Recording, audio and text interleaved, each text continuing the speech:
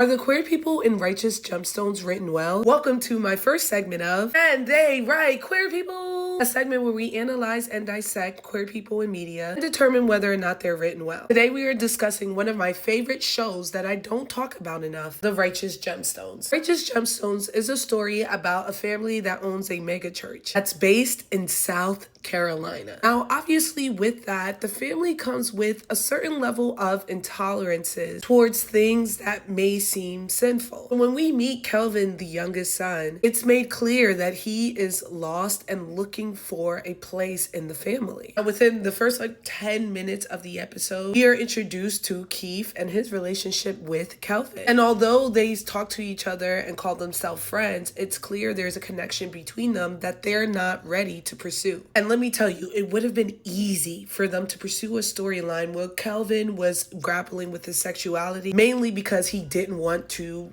disrupt the status quo with his family or, upset his father. Danny McBride is a genius writer and showrunner. And instead of going that obvious route, not only pursues a different story for Kelvin, but he makes it clear that they are not homophobic through a storyline where he believes that his son Gideon is gay. Kelvin's journey finding his sexuality has nothing to do with the family pressure, more with him trying to figure out how he fits in the world. And because he doesn't understand that the reason why he feels out of place is because he's queer, he ends up pursuing things that honestly make no sense, but are all tied to sexuality. He starts groups like the Smut Busters to push celibacy because he is celibate. He starts an all-male group where they just work out together. And although he's able to lead these groups and amass a huge following through it, the joke is never about Kelvin being gay. It's about him not realizing it. So when he finally decides to get with Keith, there's a level of relief that comes not just from the audience, but from his family. They audibly cheer for him. When he comes out publicly, it launches his career to new heights that he would have never achieved, ultimately getting him the award for Christian Man of the Year. Coming out literally made him a better Christian. Righteous Gemstones does such a great job of fleshing out Kelvin's character and his journey without using any of the common tropes that we see with this type of story. And I honestly think it's incredible. I'm going to go ahead and give this show 5 out of 5 Frankie flags. But tell me, what were your thoughts on the queer representation in The Righteous Gemstones? I personally am not queer, so I genuinely want to know your thoughts because I could be totally off base on this. I'm just going off my thoughts as someone who's very close to a number of queer people and knows how to analyze media. I look forward to hearing your thoughts.